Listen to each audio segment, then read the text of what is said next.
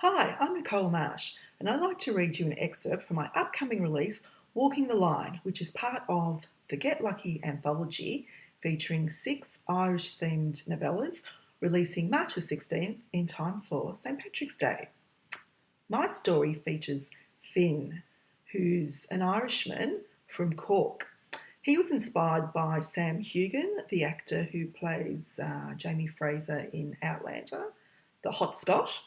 So, as you hear me read this, you can picture Sam Heughan, but with an Irish accent.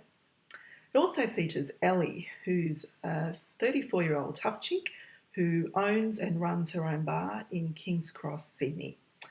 And she thinks Finn needs to be corrupted. With this excerpt, Ellie's hired Finn, and he's just worked his first shift with her, and she needs him out the door ASAP. So here we go. Eager to get the hell away from him, I slid the last bolt home on the front door. I'll pay you for tonight, then you can leave out the back. Actually, I wanted to talk to you about that. Liquid warmth pooled in places it shouldn't, and I inwardly cursed my body's reaction to his voice. What's up? Firstly, aren't you going to commend me on a stellar job? He grinned like a proud little boy who'd mastered toilet training. Several of those customers said they were moving on to other clubs, but ended up staying here all night. Annoyed that he was right, I crossed my arms. And you think that's because of you? Damn right. He perched on a bar stool and patted the one next to him. Looks like they like my flirtatious charms as much as you do. I frowned, but I don't. Liar, he said, so softly my skin rippled with goosebumps. You like me plenty. I snorted and reluctantly took a seat beside him, only because my new 3-inch heels had murdered my feet. You can turn it off now. Your audience has left. Why don't I turn it on instead? Before I could blink, he'd placed his hands either side of my bar stool, effectively pinning me between the bar and his all-too-close body. Bamboozled by his nearness, the lust in his eyes, and the intoxicating scent of hard-working male sweat and woodsy aftershave, I blurted the first thing that popped into my head. I'm 34. You look 24. He smiled, and I resisted the urge to dip my finger into that captivating dimple. My age, in case you needed more ammunition, to keep me at arm's length. He was a decade younger than me. Jeez. Not that I had any intention of robbing a cradle, even a cute Irish one, but the fact we were 10 years apart merely accentuated the divide between us. I dragged in a deep breath, and I immediately wished I didn't, when my lungs filled with him. Move. He leaned in closer. Only if you ask nicely. Don't make me hurt you. It sounded childish, an empty threat that only served to make him laugh. Like to see you try, babe. I just bet you would. I glanced away, irritated by the heat flooding my body and rising into my cheeks. It's been a long day, so could you please just shut up and... I'm staying. Excuse me? There was ballsy and charming, and then there was certifiably insane.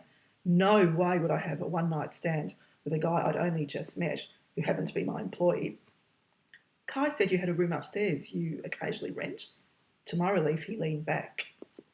I'm low on funds and have a feeling any cash I earn from here will disappear as fast in that hostel where I'm staying. So, he tried one of his signature smiles, and damn if it didn't melt me a little. I was hoping you'd help me out.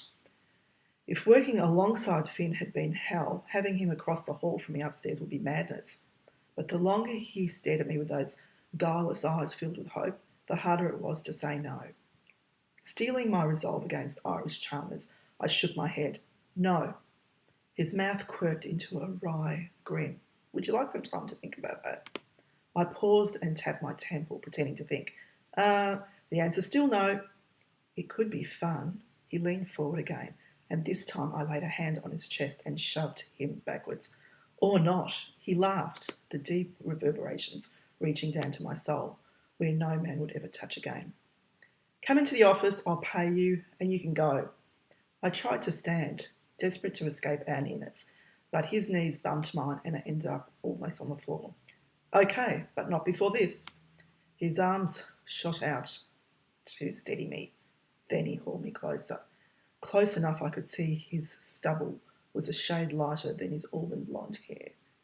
Close enough I could see indigo flecks in his green eyes. Close enough I could see a tiny scar on the outer corner of his right eyebrow. Let me go. He kissed me, snatching my breath, stealing my sanity, sealing my fate.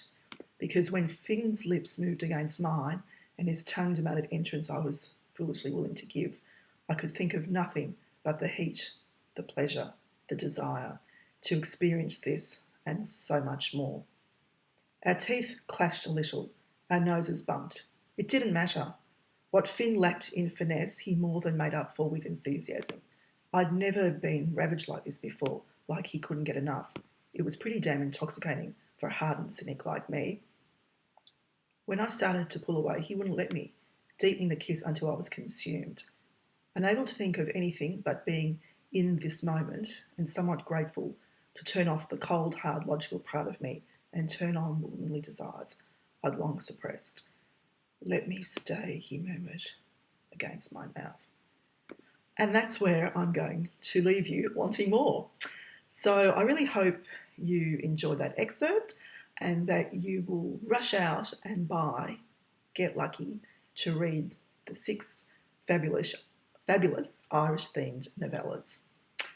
That's all for now. Bye.